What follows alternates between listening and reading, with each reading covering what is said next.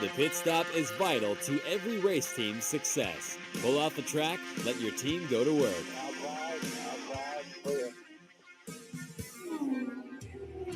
Change all 4 tires, fill the fuel cell, and make needed adjustments, all in 8 seconds or less. Hey, welcome to the Pits Are Open. Brought to you by Speed Sport, Redline Ace. Will Murata, your host. Alex Smith, our multi-talented engineer. We're hoping that's the case. Hey, I'll tell you what. It is the most action-packed week in recent memory for the Indianapolis 500. There is a literally... Okay. They're just going to hear me for a second. But Okay. That's fine. It's your mic that was buzzing. I'm just going to unplug it, plug it back in. There you go. Problem solved. Wonderful. Thank you, Alex. It's been a disappointing last week in Indianapolis because we had a brand new team and a rookie driver do something that hadn't been done for 43 years, which is win the pole position, the fastest qualifier in Indianapolis. And rather than all the attention and all the accolade, all focus being given to that team and to that driver, Robert Schwartzman, we had a scandal. And the scandal has sucked all the oxygen out of the room. Now, let me just say this. Being a historian of the Indianapolis 500, I will tell you, only God knows the number of scandalous deals, relationships, behavior, evil plans, outright murder. Only God knows the number of bad things that have happened in Speedway, Indiana. And so I guess on balance, this is probably not as bad as some of the other things that have happened, but it's pretty bad. But I don't want to go there right away. I want to talk about the poll winner, and we're going to bring in some video for that. I want to tell you that thank you so much to please, whatever platform you're watching, like, comment, share. We really want you to go to the new YouTube channel. If you would, please go there now. Subscribe to the new YouTube channel, and the handle is The Pits Are Open Podcast. That's the new YouTube channel. We're trying to get everybody there, including you folks that are watching now on Facebook. Love you. Thank you. We're really wanting to have 2 channels that we function on, YouTube and Spotify. And that's what we're going to try to migrate to over the next 2 or 3 weeks. And that YouTube has the new graphics. It has a new graphics on it. Yes, we've got a new graphics package. Thank you, Redline Ace. In fact, you can see some of it here. I don't know if you can see that here. We have I have my official The Pits Are Open jacket that I'll be wearing to Indianapolis. And we've actually got shirts too. So maybe we'll make shirts available if you guys want them. We'll have a little store page on please go there, our website, The Pits Are Open. We'll have a little store maybe for you, and you grab a shirt if you want, or maybe a hat. So we could have caps.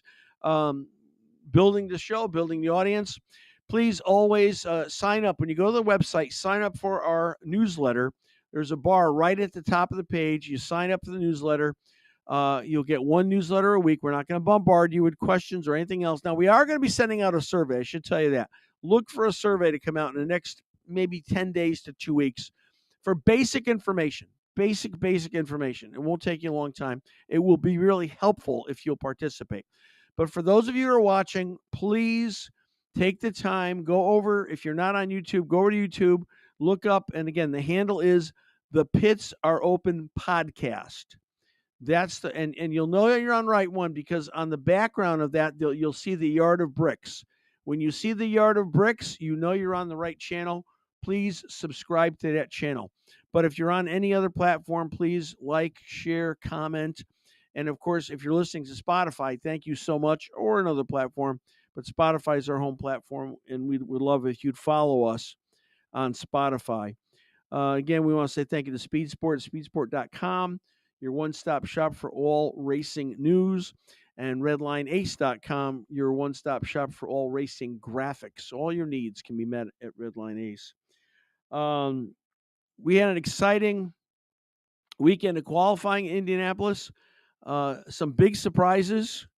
Some sad, a sad outcome in my opinion, but we want to say congratulate the amazing job done by Prema Racing. Prema is a brand new team, brand new, has a 40-year history in Europe doing Formula racing, but brand new to IndyCar. And on their first run, their first try at Indianapolis 500, they win the pole position with a young man, first Israeli, born in Tel Aviv, Robert Schwartzman. Alex, do we have that? Do we have that clip? Let's see some of the celebration. This is really cool.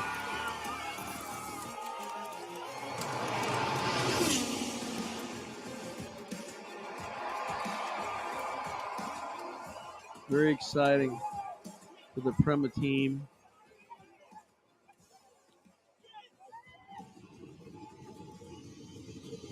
Here he comes.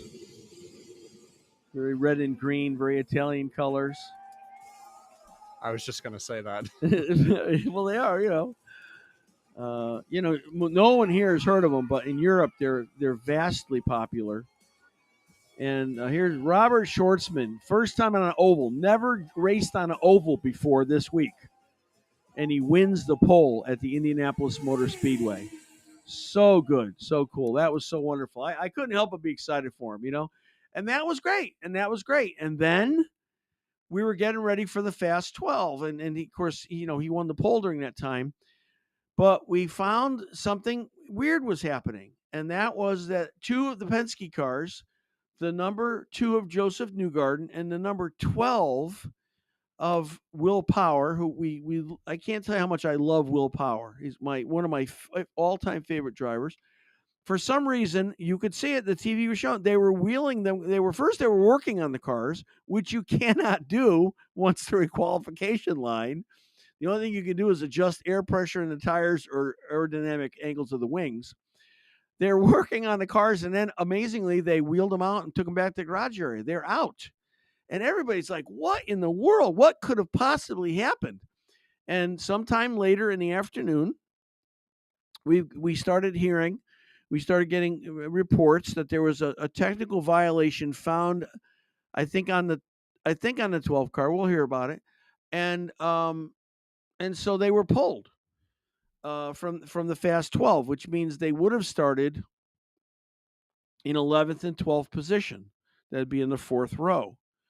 But then it got worse, and it kept getting worse. And then we finally got a press conference and word from IndyCar president and track president Doug Boles. And I felt so bad for Doug because this is the first year he's president of both the track and the series. There is no better spokesperson, there's no better marketeer for IndyCar than Doug Boles. I mean, he lives it, he breathes it. He's a fabulous, fabulous spokesperson, fabulous ambassador for the sport. And he had to give some really incredibly difficult news. And I respect the way he did it. Difficult, yes, but it had to be done. So let's, Alex, let's go to that clip with Doug. The facts are what I know from Sunday. And I've explained to you how we got to this point on Sunday.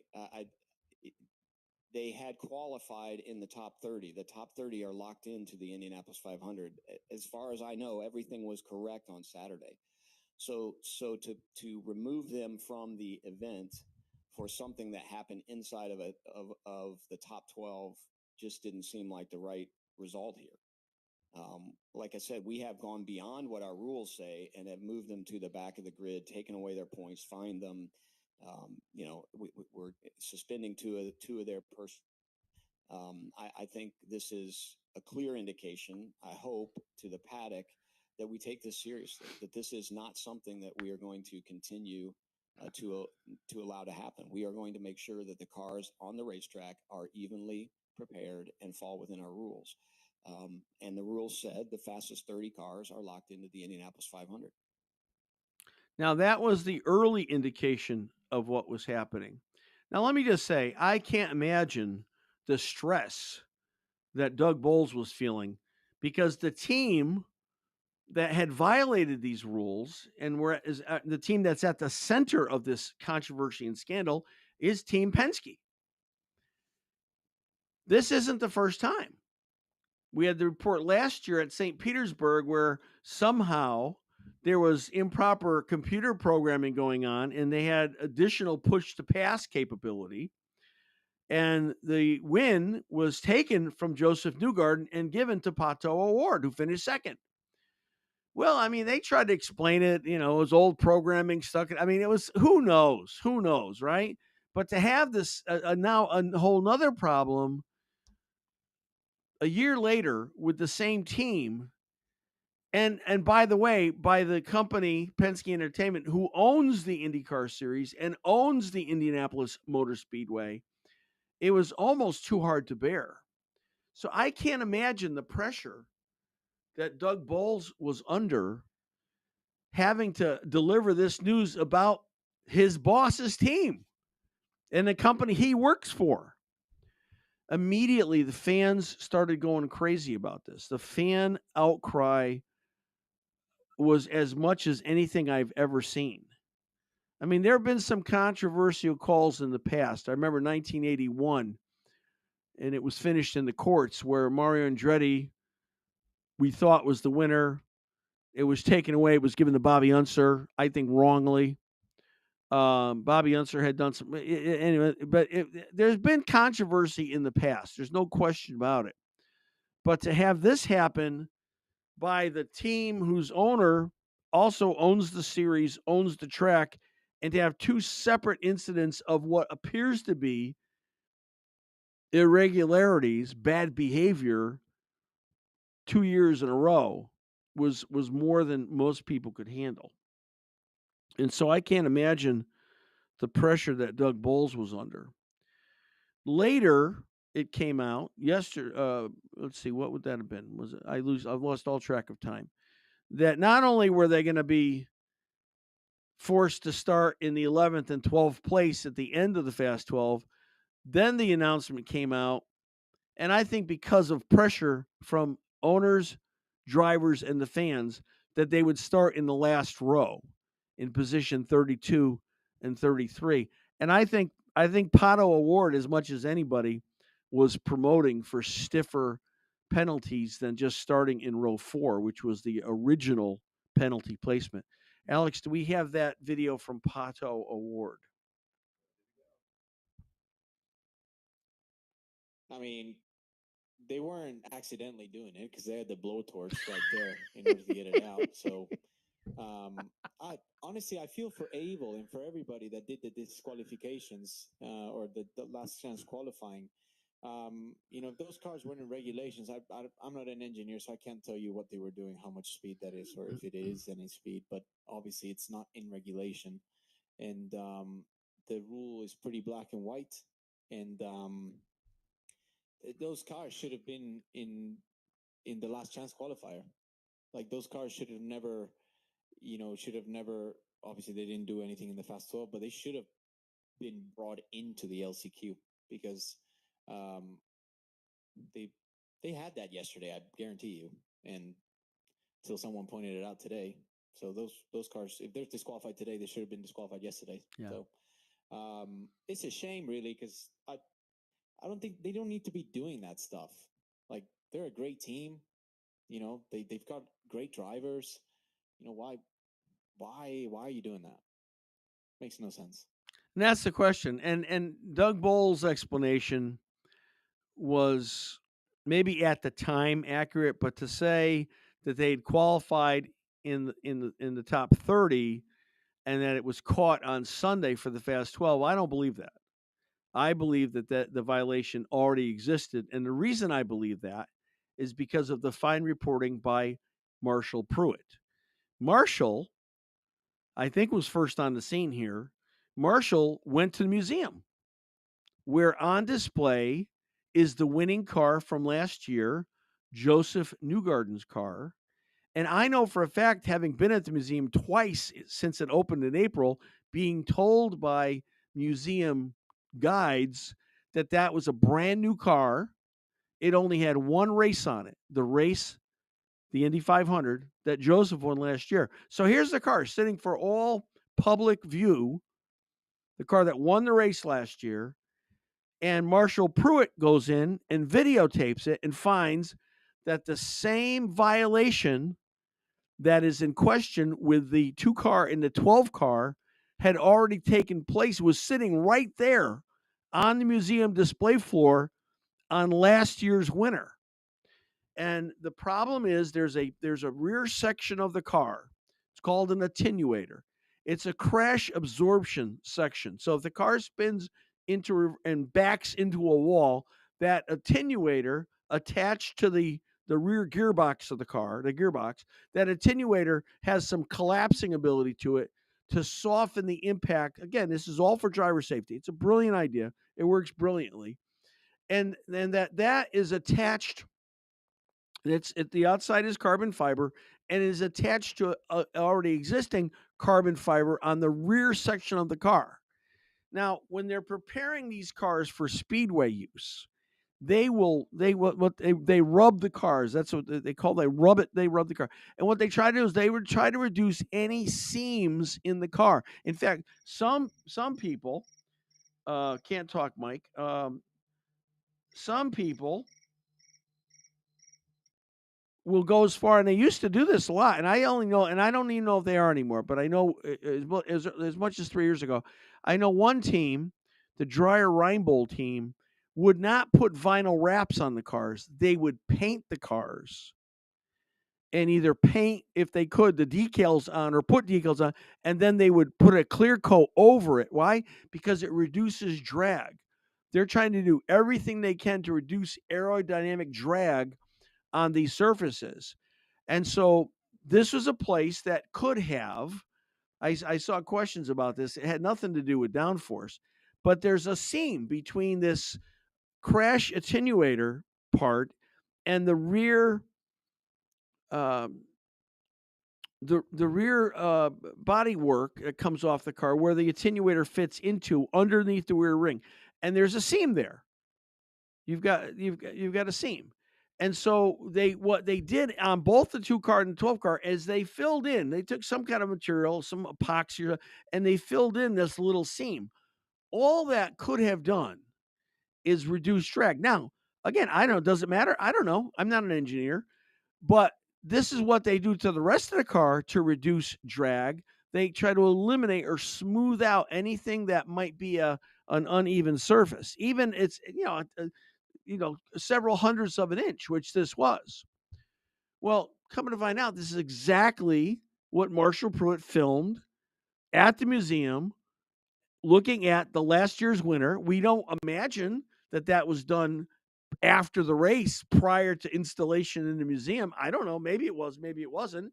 The only reason I say there's any doubt at all is because the number 3 car, Scotty McLaughlin, who took a massive crash during practice before qualifying, they recovered his attenuator and his rear wing section, and that did not have the sealed seam.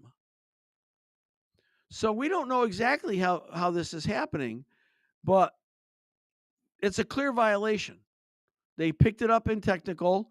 I don't understand why, and I didn't have a chance to find out or ask anyone. I don't understand why they let the cars go to line when they found this violation in tech, but they did. Then they said that Penske willingly pulled the cars out of line. Maybe. We don't know. Unanswered question. And now there was a much stiffer penalty that had come out now. What do we have next? We have Chip Ganassi. Now, the rumor is, we don't know that it's true, that it was Chip Ganassi that, again, I don't know this. This is what I've read.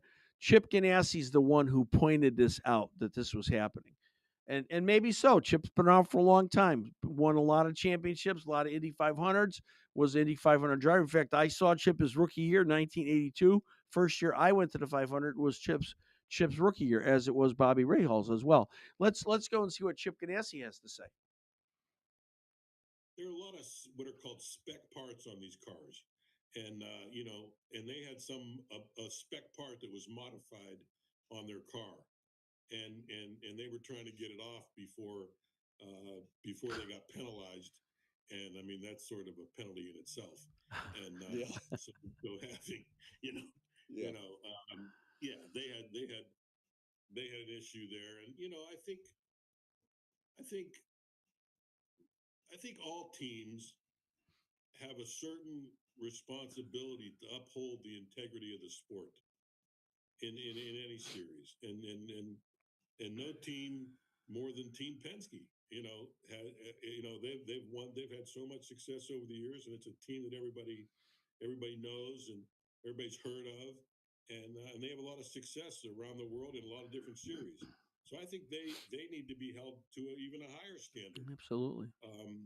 To protect the sport, especially with the investment that Roger Penske has at the Indianapolis Motor Speedway and in the IndyCar series and in all these other series he's involved in, and his businesses for that matter. So they have a responsibility to protect the sport, and we all need to. Everyone that's in it has to protect the sport. Yeah. And it's certainly a problem when the pursuit of winning compromises integrity and sportsmanship. That's what you have. That was the Kevin Harvick podcast that Chip was on.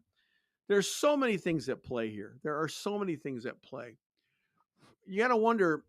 Let me tell you. This is the current news. This came out this afternoon, and I'm going to read it to you. This is from Speed Sport, our wonderful friends at Speed Sport. Bruce Martin, their IndyCar reporter.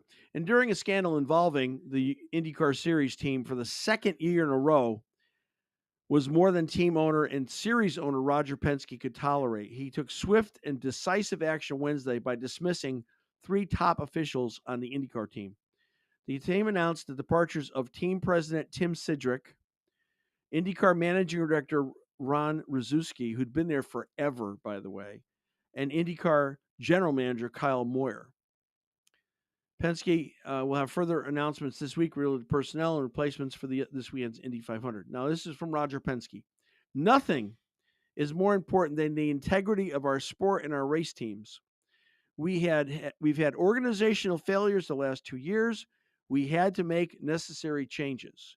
I apologize to our fans, our partners, and our organization for letting them down. That was Roger Penske. Penske's in a difficult position as both owner of the winningest team in Indy 500 history and the biggest race in the world since 2019, owner of IndyCar and the Indianapolis Motor Speedway, which he bought for $185 million and now is estimated value of $3.8 billion. Just threw that in. Little extra information for you. The latest controversy comes after Indy officials assessed the additional penalties, sending 2-time back-to-back winner Joseph Newgarden and 2018 winner, we love, Will Power, to the back of the grid. They'll start 32nd and 33rd. The race strategist for Joseph Newgarden is Tim Cindric.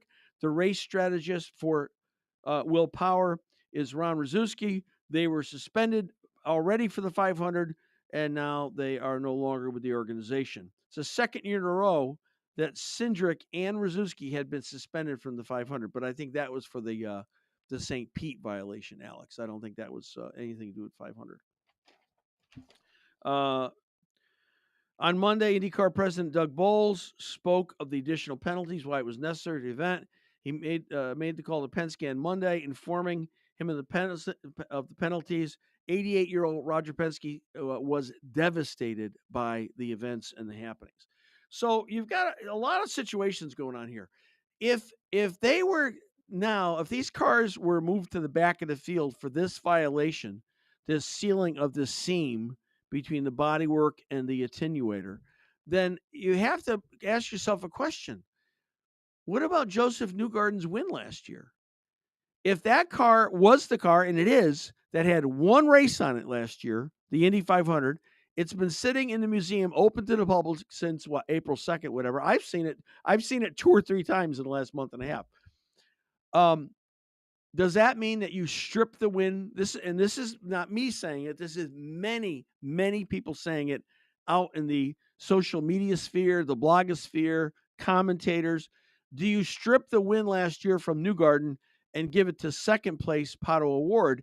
oddly enough, the same scenario that happened last year at St. Pete, where the win was taken from Joseph Newgarden and awarded to Pato O'Ward. I'm not saying that should be done. I don't know. But I do know this is a horrible, horrible setback for Team Penske. The other thing that causes a lot of pressure here is just last year we went into this charter system. And now you've got 25 charters out there owned by most of the owners, except for Prema has no charters. They came in late. Dreyer Reinbold has no charters because they only do Indy. All the other teams are charter teams. So now you've got the pressure. It's like inviting partners into your business. You've got the pressure now of all these other owners, Chip leading the way, of what should be done here. Who knows what's being spoken of in private quarters and back meetings. But this is sad. It's a sad occurrence. As so many of you do, I literally love the Indianapolis 500. I've told my wife for years, honey, I hate to say it, there's another woman in my life. And she says, who is it? I go, the Indianapolis Motor Speedway. I've loved this since I was a child. It's been part of my life, almost my entire life since I've loved it. And it's too bad. It's too bad. And especially as Pato said, they don't need to do this. They're the best team out there. And whatever advantage, unfair advantage, to quote a book that was written a number of years ago by Mark Donohue, Penske's first Indy 500 winning driver, whatever unfair advantage they were thinking they were going to gain by this violation of sealing this seam, wasn't worth it. Wasn't worth it, and I'm heartbroken. As far as last year's goes, they definitely have the technology to go back and look at footage and figure out if it was on the car. Sure. Yeah, there's plenty of footage from the grid last year. Oh yeah, that they could zoom in on and find out if that was the case. And I'm sure there's talks about it happening. I'm sure that people are already looking and scouring. They probably already know. They probably know. They probably right, exactly. They already know that it's true now. The question is, will they do it? A lot of people, and I agree with this. Pato said this. I can't believe I'm saying this. I agree with Pato O'Ward on something because I'm not a Pato O'Ward fan. But Pato said, you know what? Those two cars maybe should be bumped out and bring in Jacob Abel. We'll start the race with 32 cars. It's not impressive. We haven't always had 33 cars. That's not an unprecedented thing to have happen. So anyway, that's the scandal. That's the dilemma.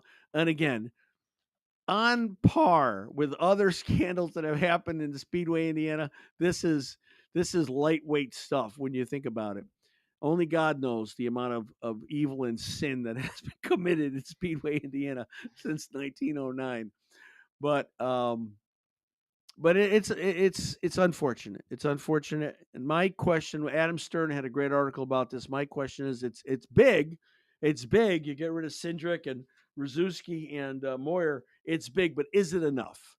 Is it enough penalty for Team Penske? And I don't think Roger knew anything about this. I'm not making any accusation about that at all. I think this is all done without his knowledge. But it has to be dealt with. And it's heartbreaking. And I feel the worst of all, I feel for Prema Racing and for Robert Schwartzman. Young 25-year-old Israeli wins the pole. I mean, devastatingly just so consistent.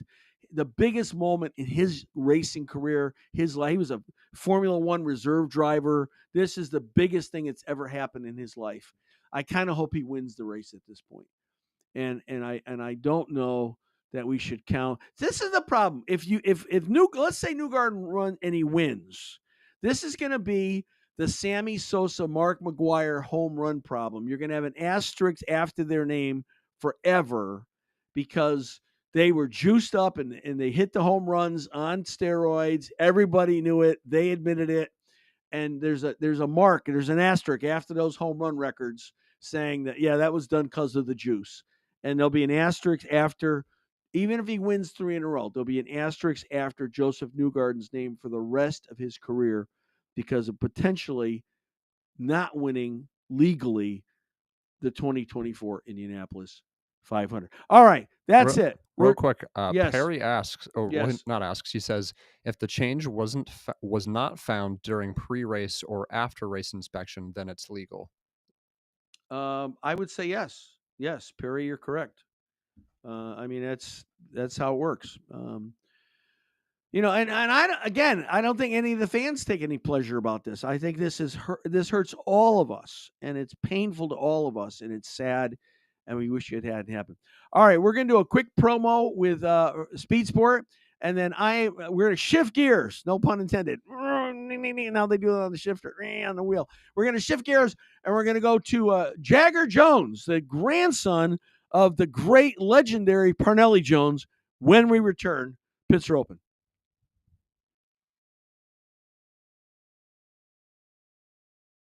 It's an All-American week on Speed Sport 1. On Thursday, we've got the ASA Midwest Tour Joe Shear Classic. All day Friday, relive the IMCA Winter Nationals from Central Arizona Raceway. On Saturday, we'll have live action with the Trans Am presented by Pirelli Cube 3 Architecture TA2 Series from Lime Rock Park. Starting at 12:30 Eastern, the TA and GT race will be Monday morning at 11:30 a.m. Eastern. Go to speedsport1.com for details and viewing options. All right, welcome back. I cannot tell you how excited I am for our guest today. Of course, the family name is legendary. Parnelli Jones. Remember seeing Parnell when I was. I tell you, the first race I ever went to was a Trans Am race. My dad took me to at Lime Rock Park, and one of the competitors in that race was Parnelli Jones, and he's a IndyCar winner. Just a champion. He's raced in everything, won in everything, and so a lot of you feel very fondly towards Parnelli Jones and his grandson. Jagger Jones is becoming quite the racer and has quite a record, and so we are honored to welcome Jagger to the show. Jagger, welcome to the show. Well, thank you for having me. I'm excited to be here. Mike Lashman says hello. Of course, he was the person who recommended you, and we're so glad that he did. Well, I heard you were at the track last week, and you went on an interesting track walk with a couple different people. Want to tell us about that real quick, or at Indianapolis, the road course? I'm trying to think. I don't know where you're going with this. So Mike said that the CEO of Delora was there, Stefano De Ponte. Mm-hmm. And he went on a track walk with you guys. You guys are doing a track walk? Yeah, we were all chatting before the start. Yeah. I was there, not last weekend. I was racing in Sebring last weekend at the SRO race, but the week before for the road course. Mm-hmm. I was there, wasn't racing, but obviously important to, out of sight, out of mind. So I'm always at racetracks all year round, even if I'm not racing. And I was walking down the grid with Mike and Stefano, who's a great guy who runs Delora. I mean, a really cool company, what they do in Europe, in the US.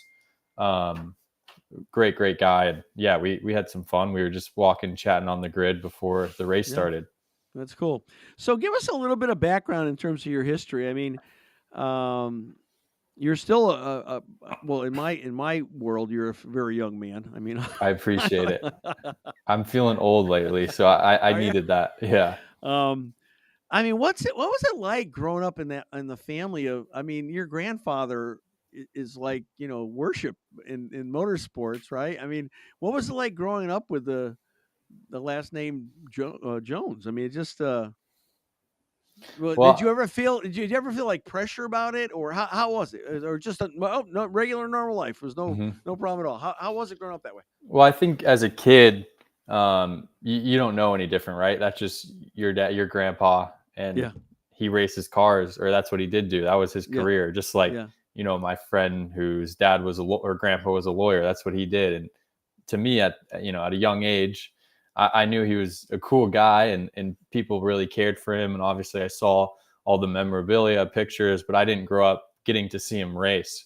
So I think it took till I was a bit older to really understand the impact in American and motorsports worldwide that he had. And obviously once I started racing, I was into racing a bunch when I was a kid. I'd sit and watch NASCAR, IndyCar races all the way through from 4 or 5 years old. And, but my passion never really developed in racing till I was about 9 years old when I really got into karting. I think my parents and even my grandparents, they never really pushed the racing aspect for me personally, at least. And it was kind of something that I had to initiate. I think they didn't necessarily want me to be race car drivers, but they weren't opposed to it if that's what I really wanted to do. Yeah. And obviously that's what I really wanted to do. Yeah. But I think too, like my grandpa, by the time I was born, it wasn't like Mario or AJ who, you know, both have race teams or really involved in race teams.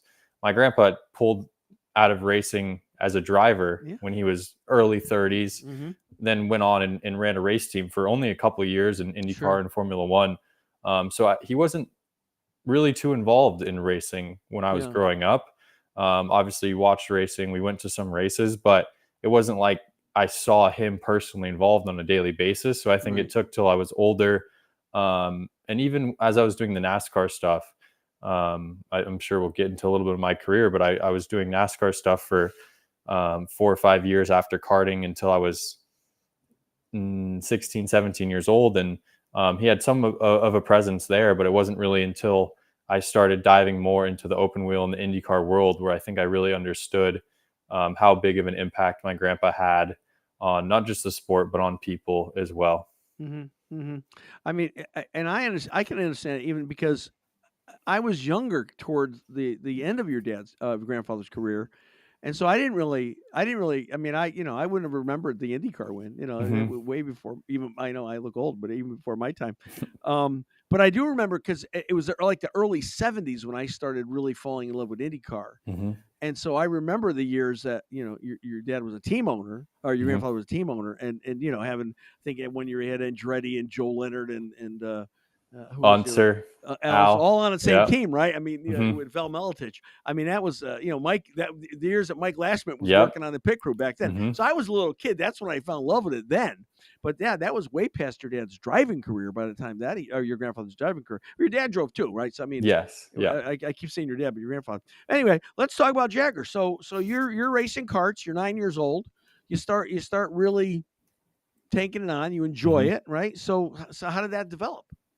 Yeah, so I did some karting stuff, just practice days here or there when I was 6 or 7 years old. But I grew out of the go-kart that I got for my 5th or 6th birthday pretty quick. And I was 9, and my dad for my 9th birthday went and bought me a new go-kart from Buddy Rice. I remember we drove to California.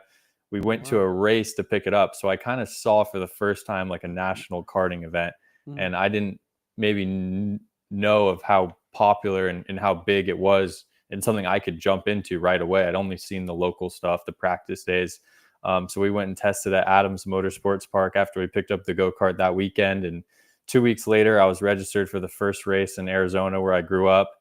And after that weekend, we were already planning on what races we were going to go do regionally, nationally the next year, and just put my head down, kept practicing, went out to the track. First national race, kind of went in, didn't know what to expect. I was battling 4 wide for the lead on the last lap, and there was a huge pile up, but I knew I could do it, right? And I saw that hope there. I think it was good I didn't go and win the first national race because it put that drive and that hunger in me to really go get better at this and really commit to racing. So 9 years old, moved on.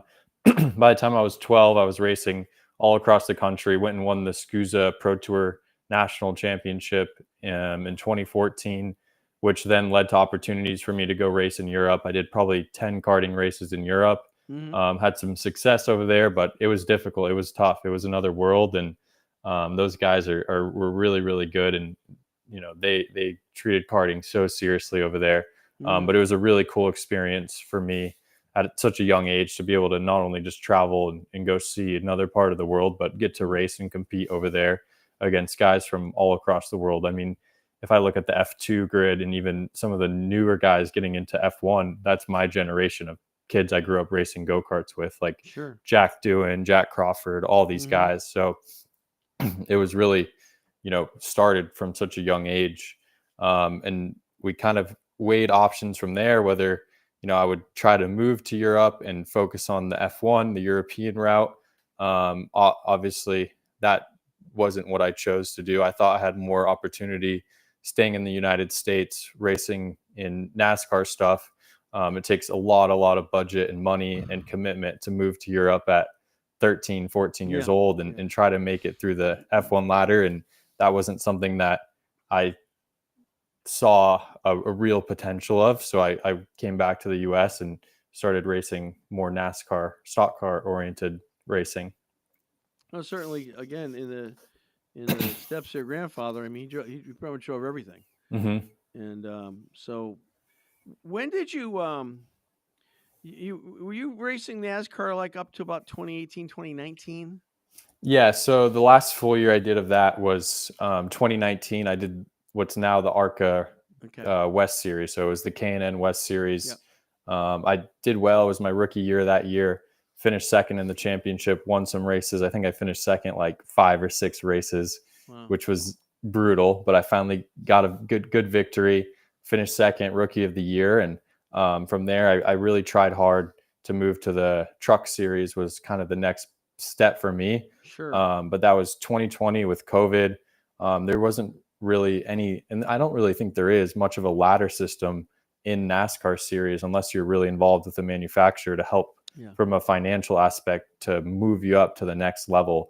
And that's kind of been the hardest part in my career, even to this point today, is the funding side of things. Sure. It's kind of been all on my own sponsorship money that I can raise and come up with. And to go from the ARCA West Series, which was a couple $100,000 a year, to needing $2 million to go race the truck series was a big jump. And I wasn't able to come up with that money, and COVID happened. And then I sat on the sidelines, excuse me, for a couple of years and 2 years and really rethought where I had potential in motorsports. And I've always been a guy who loves motorsports. I've never been a NASCAR, an IndyCar, or any specific type of racing. Just like my grandpa, I've been willing to race anything where I thought I could win and do well. So basically anything on 4 wheels. And that's when an opportunity presented itself for me to jump over to the road to Indy side and race USF 2000. What was it about open wheel? Was it the opportunity? Was there anything specific about open wheel that kind of helped lead you in that direction? To be honest, I've appreciated IndyCar racing like just as much as I did the NASCAR when I was 13, 14, getting out of karting. But I think what drew me back to open wheel was more of a ladder system to IndyCar, right? And also the financial, what it took to race in the series, like USF 2000, was more cost effective than doing the NASCAR route. The NASCAR route gets really expensive because they do 25 races a year in the truck series, and it's more expensive, believe it or not, than doing the open wheel stuff. So I think just there was a little bit more potential for me there with opportunities and funding. And I saw more of a ladder system and path on the open wheel side at that point. I mean, you had a great opening year at USF 2000. I mean, you won at Barber, 5 podium finishes, rookie of the year. I mean, that's a pretty great accomplishment for one season. And you moved into was this a one-off or in 2023 with Indy Next, or how did that happen?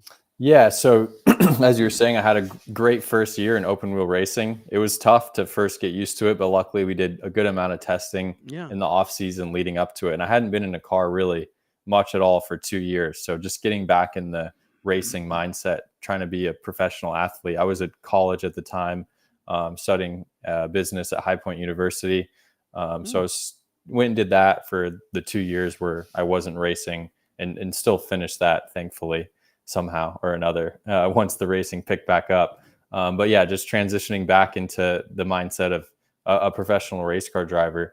And yeah, we had a good year in the USF 2000. I was racing against kids that I'd raced against in karting, but they'd been doing open wheel the last 4 or 5 years. So it was a bit of a catch up, but I won the second race weekend at Barber, had some podiums, was in contention for the championship, which, you know, it was a really good year looking back on it now. Obviously you think at the time, like, oh, I really wish I would have, you know, won the championship, but it was a big step for sure. First year of open wheel racing. Oh, absolutely. And from there, like you were saying, I made another really big jump to go to Indy Lights, skipping the USF Pro Series, which, looking back, I don't know if it was the right decision or not. The team I was with, Cape Motorsports, they were making the jump from USF 2000 to Indy Lights, so I stayed with them, and they provided good team, a good opportunity. Yeah, but it was definitely tough. I mean, to go your second year of open wheel racing, competing against guys that have been doing this for 6-7 years, sure, in Europe even, and in the US IndyCar ladder system, also with a new team, even though they had a lot of success at the lower series, it was definitely tough for us to get the cars up to speed in sure, 1 year, especially with limited testing that series has. So I don't think we ever reached where we needed to be with the cars. I tried to make the most of every race with what I had. I finished second at Detroit, which was a big accomplishment to get a podium with the rookie team as a rookie in the series, and had some good other finishes as well. We had a lot of mechanical problems, a lot of just speed problems really with the cars, but yeah, I really tried, going into, that was 2023, then 2024, I really tried to do another year in the Indy Lights series, because I thought I could really win races and fight for a championship with the right team and the right program. But as we all know, with racing, the money really is what talks. And like I was saying, it's been the struggle for my career. Absolutely is the funding side of things. So I went and did a different path, where an opportunity came up in sports cars after that. Yeah, I mean, it's story of my life. If you only had more money, right? It's just it's frustrating. I've worked with several of the drivers, probably two of them that that both were in USF 2000, and one went into some Xfinity racing. I think he's still doing that. Andre Castro, I don't know if you know Andre Castro, and Simon Sykes. We debuted Simon at IMS in 2020. But it's a tough thing for everybody. It's a hard sport to get into. It's a hard sport to stay into. The dollar requirements are strong. What, you ended up racing in 2024 in IMSA? Yes. So I at the end of 2023, I was pushing still on the sports car side, because I knew there was a lot of opportunity there, and got invited to go do this shootout at Road Atlanta against four or five other drivers, to earn a ride to do a race in the IMSA VP Challenge series. It's one of the feeder series into IMSA, in an LMP3 car. So I went to the shootout. There were some good guys there, like Connor Zilich and some guys from Europe, and good people. But I was thankfully chosen for the ride, and went and did one race in 2023 in the IMSA program, which led me to do 5 more weekends. The team invited me back to go do 5 more races in 2024, and we won the team championship. Wow. I won. I think I crossed the line first all 10 races that I did that last year, which was incredible. We had one penalty and one issue in tech, which I was looking at the comments earlier, have been a big topic of IndyCar conversation lately. But so I guess we ended 8 out of 10 wins, won the team championship, which was a really good intro into sports car racing, and that's kind of where my focus has been this year. We did a sports car race this past weekend, just trying to create as much opportunities on the sports car side. It just seems like right now there's a lot of manufacturer support in sports cars. There's a lot of opportunity for drivers that might not have millions of dollars to fund on the NASCAR and open wheel side. It's still not easy by any means, and money definitely helps and speeds up that process. But I'm just, digging away and trying to create as much opportunity to be in a race car as much as possible. It's funny you say it, because I mean, I, as a child, my first professional race my dad took me to was a Trans Am race at Rock Park, and now we're starting to look at Trans Am and saying, what, a lot less money, and there's great racing, and boy, IMSA's got a great program as well, and so who knows where that could go, but Indy's got my heart, though. It's hard. It's hard for me to. I mean, I get crazy. It's like I get some kind of hay fever when the month of May comes because I'm Mhm. on trip. So, are you heading out for the 500? Yes, I'm leaving Good. tomorrow. I'll be out there this weekend. I love Yeah, me going too. to Indy. I've been there the last 4 years in a row, and then a handful of years when I was a kid as well. So Well, it's maybe I'll bump definitely, into you out there at a yep. tenderloin stand or something. I've never I did live in Indy for a Did you? year as well, Yeah. and I've never had a pork tenderloin. So I know some Indiana locals might flame me for that, Well, but I'll be at Charlie Brown's Friday morning perfect. and enjoying that. Um, so tell me now. I mean, if money wasn't an option, Hmm. what would you want to do? What series, what race at this point in your life, and that could change in a few years, but what at this serious time in your life would you, if money wasn't an option, you could do whatever you want to do, what would you want to do? I mean, obviously, like you're saying, I do have a lot of history in the IndyCar side, and I Yeah. do really love open wheel racing and IndyCar, and obviously the Indianapolis 500. I also last year had a chance to go to the 24 Hours of Le Mans for the first Mm. year, which just experiencing that as a fan, and was kind of hanging around a team a bit. So that was a really cool experience, and Mhm. that's definitely a race that's on the bucket list, no matter what. And I've already started working on trying to create some opportunities for that next year. Yeah. Okay. Um, but I think the open wheel side, but I do love the sports car side. I think for me though, the main thing since I was a kid and started this journey is to be a paid professional race car driver, whether that's in Mm. IndyCar, NASCAR, sports cars. And right now for me, I really see the path of that happening in sports car racing. Well, I was talking about you with somebody this morning, and they said, "I'll name will remain unmentioned," but they said he deserves an IndyCar ride. So if that came up, would that be something that you would Yeah, readily accept? absolutely. Absolutely. I don't think anyone's gonna say no to No that. to that Unless one. No. unless maybe you have an F1 ride already. I don't think Right. anyone's Right. saying No. no to an IndyCar ride. No, I don't think so either. Um, so where do you see things going for the rest of 2025? You have any other opportunities that you might be able to jump into some sports car or IMSA Mhm. or something like that? Is that Yeah, so we're competing with the same team that I raced and won the championship in Oh, IMSA good. with last Good. year. Okay. We're racing some SRO races. We were just at Sebring this last weekend. Yeah. How'd you do? We had some mechanical issues, unfortunately, so that kind of hindered our Yeah. weekend, which happens in racing, Sure. especially Sure. it was our first race with a new program this year, so things like that happen. So the plan is to hopefully do some more of those SRO Mhm. GT races in GT3 and maybe some GT4 as well. So those are kind of what's for sure, at least, or more promising. And then obviously just working really hard on trying to do some of the IMSA endurance races.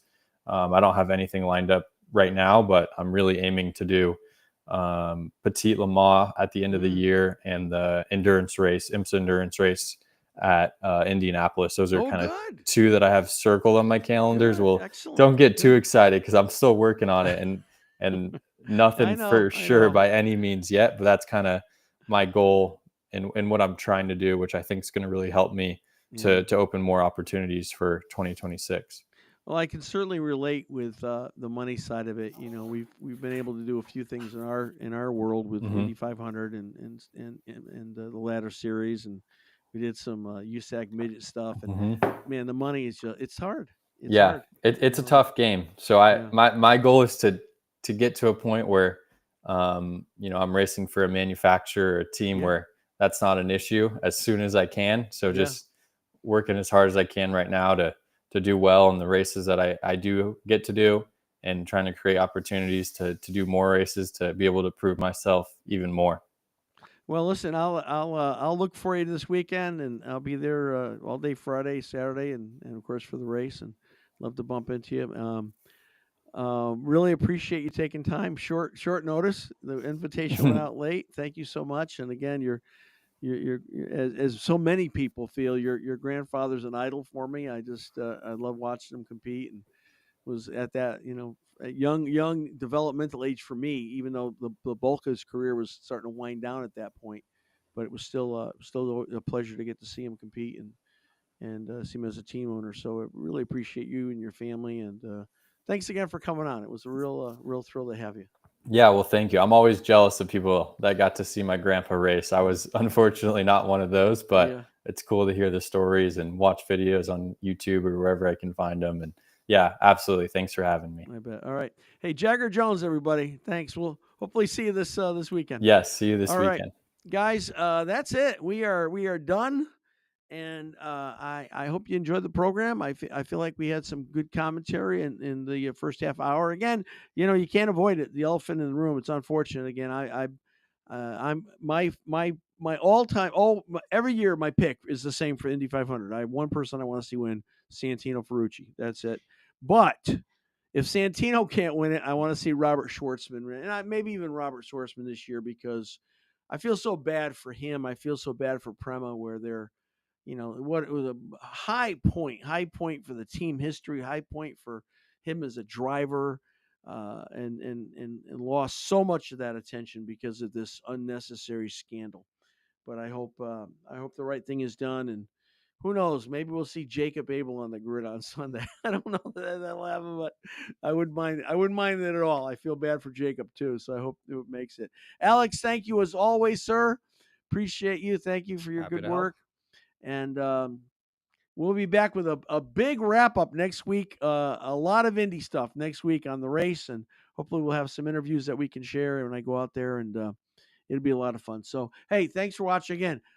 Please go to the new YouTube channel, The Pits Are Open Podcast.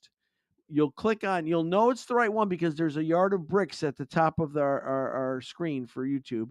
You'll know you're at the right one, and subscribe for that channel. On any channel, please like, comment, share, and follow us on Spotify as well. We really appreciate that. And go to our website, thepitsareopen.com. Sign up for our newsletter. Do it right now, as soon as you get done with the show. Go, even if you're watching us at 2:00 tomorrow morning, because it's taped. A video. We don't tape anymore. What am I talking about? Go right to the website, thepitsareopen.com. Go right to the top banner, click on sign up, and sign up for our newsletter, please. We'd be so honored if you do that. All right. Hey, thanks so much. We'll see you next week. And watch for me on TV Sunday. I'll be at the Indy 500. And hope you have a great rest of your week. God bless you guys. We love you. Thanks for watching. We'll see you soon.